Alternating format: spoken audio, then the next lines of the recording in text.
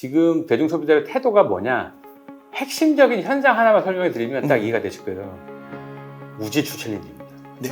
무지출 챌린지. 들어보셨어요? 무지출 챌린지. 지출을 안 하고. 지출을 하질 않는데 챌린지라고 하는 건 누구한테 보여주고 과시하는 거예요. 이 두 가지 이상한 현상들이 결합된 게 지금을 설명하는 건데 이 무지출 챌린지라고 드러난 이 현상이 다양한 군데 나비 효과를 일으켜요. 이게 2022년과 2023년도 이후에 강하게 드러나게 된 하나의 트렌드라고 할 수 있죠. 오늘은 트렌드 모니터 2023의 저자이신 윤덕한 이사님을 모시고 이야기를 나눠보도록 하겠습니다. 이사님 안녕하세요. 네, 안녕하세요. 셀프 소개 한번 부탁드리겠습니다. 네, 안녕하세요. 21년째 같은 회사를 열심히 다니고 있는 직장인이고요. 요번에 나온 책이 15번째 책인데 매년 트렌드 책을 쓰는 업무를 하고 있는 윤덕한이라고 합니다. 아, 네. 이번 트렌드 모니터가 그러면 몇 번째 시리즈가 되는 건가요? 15번째 책인데 예. 족보가 좀 복잡합니다. 아, 그 말씀은 좀 뭐. 출판사가 좀 바뀌고 시리즈 제목이 바뀌고 뭐 그랬죠. 아, 네. 더 잘 되시려고 그러시지 않았을까. 그래서 이번에 이제 트렌드 모니터 2023이라는 책이 나왔는데 네네. 이 책에 대해서 한번 소개해 주신다면 감사하겠습니다. 매년 이맘때 되면 트렌드 책이 쏟아져 나오기 때문에 그 설명은 독자분들 읽어보신 분들은 뭐 판단하실 텐데 트렌드라는 게 결과적으로 최종적으로 내년 이후에 어떤 식의 변화가 있을 건가를 전망하는 책이잖아요. 근데 전망할 때 그 다루는 근거가 되는 데이터가 조금씩 다릅니다. 예를 들어서 뉴스 기사나 이제 최근의 소식들을 정리해가지고 분석하는 트렌드 책도 있고 아니면 저희처럼 이제 데이터를 다뤄서 하는 조사도 있는데 이게 장단점이 있어요.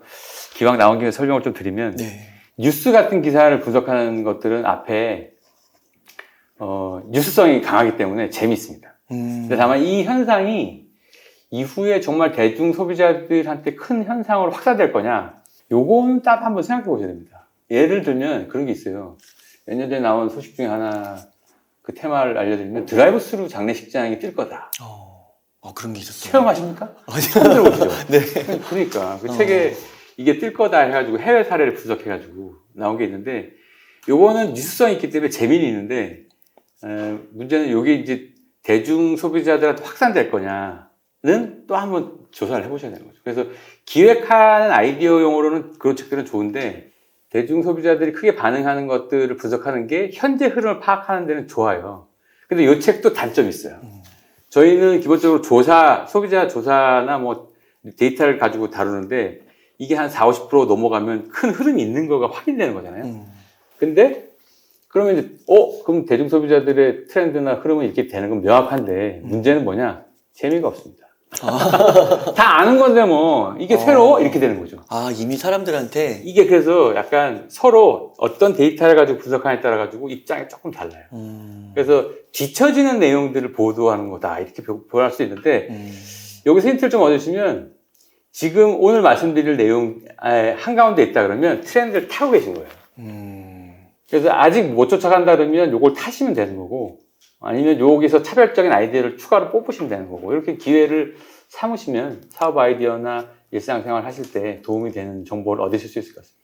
또 그럴 수도 있지 않을까요? 이게 뭔가 알고 있는 것 같긴 한데 사실 그거를 이렇게 분명한 글이나 어떤 뭐 그림이라든지 이런 이미지를 뭐 그렇게 해서 정리되지 않으면 계속 혼미스럽잖아요. 맞아요. 그러니까 그런 것들을 조금 더 이렇게 분명하게 정리해주는 그런 개념으로도 봐도 좋을 것 같은데요. 맞습니다. 네. 그러면 이 책의 소개문에 보니까 이런 문구가 있더라고요. 큰 경제 위기에 직면한 소비자의 태도 변화는 그러면 이게 보면 큰 경제 위기라고 딱 나오니까 직면했다고 하니까 이미 이거는 전제로 깔고 들어가는 건가요? 그러니까 지금 저 경제 전문가들이 다 2022년이 문제가 아니고 2023년도가 맞아요. 문제다. 이거 다 공통적으로 얘기를 하더라고요. 그러니까 근데 아직 대중 소비자들한테 현타가 조금 덜 왔어요. 왜냐하면 지금 공통적으로 문제가 되고 내년에 큰 위기가 될 거라는 진단의 가장 중요한 근거가 고물가, 고금리거든요. 근데 금리 변동을 얼마 만에 주냐면 매달 하는 은행도 있지만 3개월 단위로 갑니다. 그래서 고금리에서 현타는 3개월 뒤에부터 올 가능성이 있고 금리가 오른다는 신호는 올해 이제 상반기부터 조금씩 오다가 뒤에 가면서 점점 가팔라지고 있죠. 그렇죠. 그래서 그게 계산서로 내 눈앞에 보이는 게 연말부터 내년 초부터 시작될 가능성이 있어요. 아. 그러니까 대중 소비자들 느끼는 현실감은 비유를 하자면 이렇게 된다고 볼 수 있겠습니다. 롤러코스터 안에 맨 위에서 떨어지기 직전의 그 긴장감과 불안감, 그 상태로 내년을 준비하고 있는 상황이다. 이렇게 말씀드릴 수가 있겠습니다. 그러게요. 금리가 아직도 한 번 또 인상 더 남아있잖아요. 네. 12월에 미국 같은 경우는 네. 또 내년에 또 오를 수도 있는 거고. 네. 그리고 그때 오르고 나서도 이게 바로 떨어지는 게 아니라 또 횡보로 간다고 하더라고요. 네. 아, 그렇구나. 그러면 그때 벌어지는 소비자의 태도 변화, 어떤 걸 좀 볼 수 있을까요? 그러니까 저희가 중요하게 생각하는 트렌드를 다루는 되게 중요한 근거가 소비자들의 태도예요. 요 태도 변화를 보고 아 내년에 이렇게 삶이 지속되겠구나 이렇게 예측하는 거거든요. 간단하게 짧게. 이게 그래서 메가 트렌드처럼 몇 년 단위로 이렇게 5년이나 10년 단위로 어떤 변화가 있을 거다. 이거는 기술의 변화도 일부 예측을 해야 되는 부분이라 그건 저희가 하지는 않습니다. 다만 지금 대중 소비자의 태도가 뭐냐, 핵심적인 현상 하나만 설명해 드리면 딱 이해가 되실 거예요. 무지출 챌린지입니다. 네? 무지출 챌린지 들어보셨어요? 무지출 챌린지. 지출을 안 하고. 지출을 하지를 않는데 챌린지라고 하는 건 누군가한테 보여주고 과시하는 거예요. 이 두 가지 이상한 현상들이 결합된 게 지금을 설명하는 건데 이 무지출 챌린지라고 드러난 이 현상이 다양한 군데 나비 효과를 일으켜요. 요 현상으로 이해하시면 될 것 같습니다. 그게 핵심 현상이에요. 아, 그러네요. 이게 원래는 무지출 챌린지가 아니라 약간 그 뭐라고 하죠? 그 래퍼들이 플렉스잖아요. 네. 근데 그게 이제 무지출 챌린지라고 하니까 이게 그쵸. 조금 다르게 와닿네요. 그러니까 사실은 이게 김영섭 소장님이 쓰신 그 라이프 트렌드 보니까 굉장히 제목을 잘 지셨더라고요. 과시적 비소비. 그러니까 원래 그 도스타인 베블레이라고 하는 학자가 그 유한계급론을 썼던 1899년도에 그 유한계급론 안에 보면 과시적 소비 얘기를 하잖아요. 그쵸. 그러니까 소비하는 게 그 어떤 제품이나 서비스의 기능, 효용을 넘어서서 지불하는 행위들을 보여주려고 한다는 게 그 테마의 가장 중심적인 거였는데 돈을 쓰지 않는 거를 과시한다는 게 굉장히 독특한 현상이에요. 그러니까 사실 이 기원을 잘 따져보면 그동안에 역사적으로 돈을 다 쓰지 않는 게 경제적 불황에서 몇 가지 힌트를 준 역사가 있어요. 좀 따져보면 2003년도에 그 MBC에서 굉장히 유명한 프로그램 중에 만원의 행복이라고 연식이 좀 있으시죠? 네. 만원의 행복이라는 프로그램이 있었습니다. 네. 그게 이제 행복 주식회사라는 프로그램 속 그 코너명이 만원의 행복이었는데 연예인들한테 만원으로 일주일 살게 하는 거예요. 맞아요. 근데 이거 어디 가서 얻어먹으면 되지. 안 됩니다. 예를 들어서 그 PD가 얼마나 집요하고 악랄하냐면 거기 화장실 같은 데 따라가가지고 거기 빵봉지를 주워서 500원을 차감해요. 그 다음에 아침에 나올 때 도시락 싸는 건 오케이 봐주는데 그 크기도 제한합니다. 그 다음에 누군가 사줄 때 얻어먹는 것도 빌붙기 이용권 같은 걸 사야 돼요. 뽑아야 돼요. 꽝이면 못 먹어요. 한 입만 먹고. 그렇게 엄격하게 일주일 동안 사는 게 되게 유행해가지고 그 프로그램이 당시 그 가장 높은 시청률을 기록했거든요. 그게 2003년입니다. 아, 그래요? 그 2003년도가 무슨 일이 있었냐면 카드 사태가 있었습니다. 아, 네, 카드 대란. 네. 네. 그게 그때 LG카드가 도산하고 신한카드로 넘어갔잖아요. 그러니까 어쨌든 그때가 97년 말부터 98년 초에 IMF가 들어오면서 내수에 큰 타격이 있었잖아요. 그러니까 이제 김대중 정부가 내수 진작을 위해서 카드를 풀었어요. 맞아요. 그래서 발급 능력이 안 되는 대학생들한테도 막 발급해가지고 이게 연쇄 도산에 닿아서 신용위원회가 당시 발표를 하기로는 한 370만 명 정도가 신용불량자가 있었죠. 내수 시장에 엄청난 타격이 있었어요. 네. 그런데 이 만원의 행복 코너가 어떤 메시지를 줬냐면 돈을 아끼고 하는 것들은 그 당시 정서만 해도 좀 부끄러워 보였어요. 좀 찌질해 보이고. 근데 연예인들이 아끼는 거를 보면서 아끼는 게 유행이 될 수도 있구나. 부끄럽지 않은 행동이네. 이러면서 대리 만족을 하는 거죠. 시청률 엄청 높이 찍었습니다. 그러니까 지금부터 한 20년 전에 사람들이 그걸 보면서 위로를 얻은 거죠. 그리고 하나의 행동의 힌트를 얻은 거죠. 그렇다 그러면 2010년, 11년도에 또 한 번의 내수 위기가 한 번 있었어요. 그게 뭐냐면 2009년도 글로벌 금융위기 때문에 확 꺾어졌다가 다시 2010년 올라갔잖아요. 그 다음에 유럽발 금융위기로 확산되면서 고환율의 문제가 생기면서 수출의 물가가 해서 내수 물가가 엄청 올라왔습니다. 그때 짜장면 값이 이제 드디어 5,000원대가 올라가고 그때 찾아보시면 2011년도에 그 삼성경제연구소에서 매년 히트 상품을 발표했는데 10위 안에 든 상품 중에 흥미로운 게 있어요. 반값 치킨. 통큰 치킨 5,000원짜리 그때 나왔어요. 네. 반값 피자, 반값 상품이 그때 그 해의 히트 상품의 목록에 굉장히 상위에 올라왔어요. 그거는 기업들이 이전에 불황 때 소비자들 돈을 안 쓰는 거 패턴을 보고 준비를 한 거죠. 고물가 상황인데. 그래서 2022년도 이후는 지금은 반값 상품도 나오고 지출도 줄고 있잖아요. 근데 이 두 가지 불황을 겪은 소비자들의 태도도 잘 읽고 이 두 가지가 복합된 현상으로 나타나고 있어요.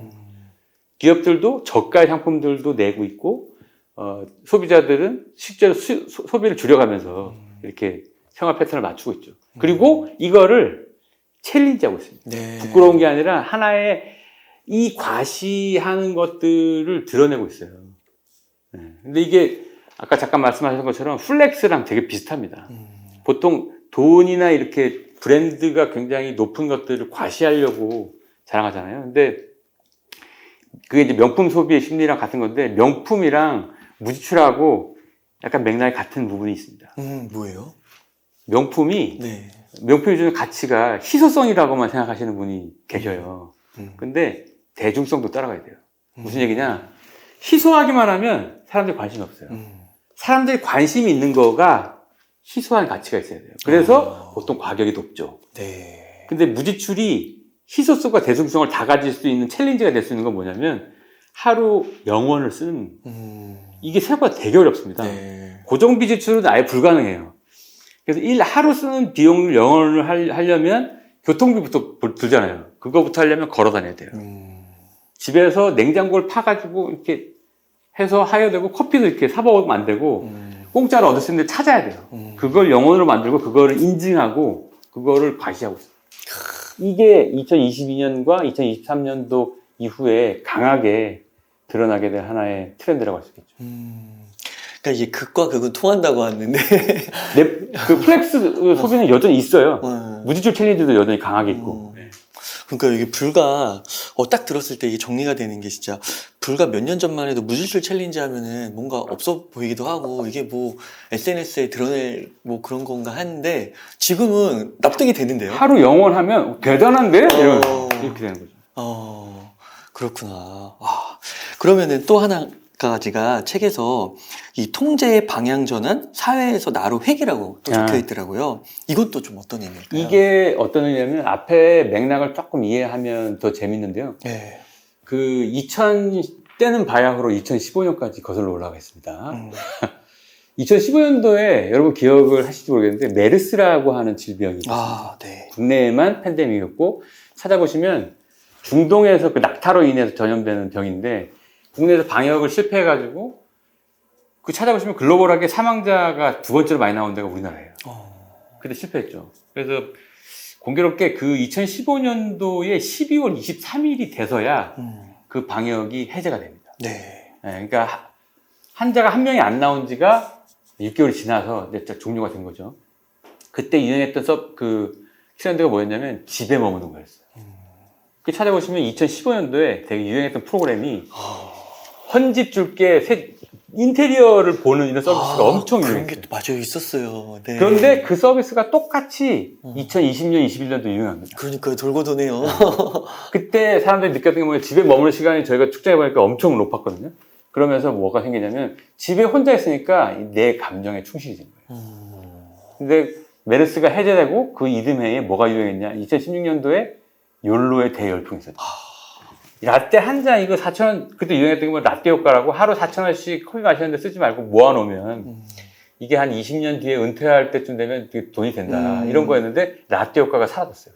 아까 말씀하신 커피 한 잔씩 모아가는 그게 있었어요. 있었어요. 그전에도. 그때 펀드 매니저가 와. 그렇게 강조했습니다. 그러니까 그 보험 상품도 그렇게 팔았습니다. 찾아보시면 2014년, 5년도에 그 제가 나가는 생존경제 그 김방희 소장님이 그 경제 프로그램 진행하신 김방희 소장님 자기가 만든 용어다고 이렇게 얘기를 하시더라고요. 어쨌든 근데 그분 설명에 따르면 4,000원씩만 아껴도 한 달이면 4, 3, 12 한 10만 원 내외 그 정도를 매달 저축하면 은퇴할 때 되면 몇 억 된다. 이렇게 된다는 거였어요. 근데 2016년도에 그게 없었습니다. 손 안에 드는 라떼가 훨씬 더 많이 주는 행복감이 중요했던 거죠. 내 지금 당장 느끼는 행복감, 감정을 이 폭발하는 게 훨씬 더 중요하다. 왜냐하면 전년도에 메르스 때문에 집에만 있었고 불안했으니까 답답하니까 풀어나가는 거죠. 이 감정이 이게 촉발이 돼서 어떤 일이 생기냐면 2017년도에는 저희가 이용했던 게 1인 체제라고 명명한 현상들이 발생했어요. 지금 회식도 안 가고 혼자 밥 먹고 술 먹고 영화 보고 하는 게 재밌네? 이제 사적 공간에서 혼자 놀기가 이제 확산되기 시작한 거죠. 측정해 보니까 같이 안 놀아요, 이제. 그게 2018년도에는 이 1인 체제가 확장됩니다. 내가 원하는 스타일로 회사 공간도 유연근무제가 그때 좀 확산되기 시작하고 공적 공간에서 이제 청원 게시판 통해 가지고 이런 정책 해주세요. 사회 변화도 내 위주로 막 이렇게 주장하기 시작한 거죠. 1인 체제가 공적 공간에서 확산되는 현상이 있었고 2019년도에는 그 주목하는 게 뭐였냐면 외로움이었어요. 혼자서 이게 즐길 수 있게 됐는데 그 끝이 뭐냐? 내가 할 수도 있었지만 동시에 내가 경험하는 감정 이게 외로움이었고 그때 저희가 주목하는 현상들이 이 외로움은 지속 가능한 감정이 아니기 때문에 누군가와 함께 있기를 바랬는데 그때 그래서 2019년도 코로나 직전인데 이때 유행했던 게 뭐였냐면 살롱 문화였습니다. 트레발이라고 해가지고 책 모임 같은 것들이 맞아요. 그때 엄청 유행을 했어요. 투자도 받고 막 그랬어요. 취향으로 이제 모임을 선택하는 거죠. 사회성을. 그러다가 그 2020년도 코로나 때문에 첫 번째로 딱 타격을 맞았죠. 그때 사람들이 느꼈던 게 뭐냐면 정체성 혼란이었어요. 상호작용이 줄어드니까 내가 누군지를 확인을 잘 못하는 거예요. 그때 유행했던 게 뭐냐면 MBTI가 엄청 유행했어요. 그러네요. 그러니까 MBTI 통해 정체감을 내가 이렇게 눈 보고 하다 보면 끄덕거리면 내 말이 잘 먹히네? 이렇게 상호작용하면서 내가 어떤 사람인지를 확인하는데 이 과정이 없으니까 심리학 그 인벤트, 심리 검사지로 자기가 누군지를 확인하는 거죠. 맞아요. 이제 혈액형의 시대는 끝났잖아요. 야, 그렇구나. 너 ISFP야? 낭만적이네? 이러면서 이제 놀잖아요. 예. 그렇게 되기 2020년도고 2021년과 2022년도 상반기까지는 어떤 일이 있었냐면 이제 자기의 컨디션이나 감정대로 내 가까운 곳과 주변이 재구성됩니다. 무슨 얘기냐면 아침에 컨디션 안 좋으면 학교를 안 가도 됩니다. 그러니까 2020년과 21년도에 초등학교나 중학교를 보낸 학부모님들이 미쳐요. 네, 맞아요. 그 웅사님도 아시겠지만 우리 학교는 아파서 일단 찍고 와야 되는 데인데 얘네들은 아침에 내가 컨디션 안 좋아 학교 안 갈래 이게 되는 시대인 거예요. 그 다음에 저 이대리입니다. 아침에 열이 나서 이대리 회사 오지 마 이렇게 되는 거죠. 그러니까 내 컨디션이나 상태에 따라 가지고 주변이 돌아갈 수 있는 환경을 경험하다가 2022년도에는 큰 선거가 두 번 맞이하죠. 대통령 선거와 그 지방선거인데 선거 때가 되면 당신의 의지로 사회를 바꿀 수 있다는 자꾸 이 마약을 주입받아요. 사회적 마약. 그러니까 이걸 받으니까 사람들이 내 의지대로 내 생활도 바꾸지만 사회를 바꿀 수 있다는 굉장한 그 통제 착각에 들어가죠. 네. 그러다가 2022년 하반기부터 선거가 없고 당분간은 딱 막힙니다. 통제할 수 있는 게 없어요. 네. 뭘 통제하냐? 이게 내 생활을 통제하는 거죠. 그래서 운동하고 자기 개발합니다. 무지출 챌린지하고 네. 새벽에 일어나가지고 미라클 챌린지하고 내 생활 말고는 통제할 수 있는 대상이 없어요. 그래서 통제가 방향 전환되고 있다. 이 얘기를 하는 거죠. 와, 그러니까 이게 그 말씀을 들으면서 너무 공감이 되는 게 제가 하고 있는 행동들이 있는데 그게 거대한 뒤에 그 큰 흐름이 있었다는 거. 그리고 그게 과거에도 존재했었다라는 거. 물론 약간의 그런 구체적인 디테일함은 다르겠지만 그런 게 되게 놀라운 것 같네요.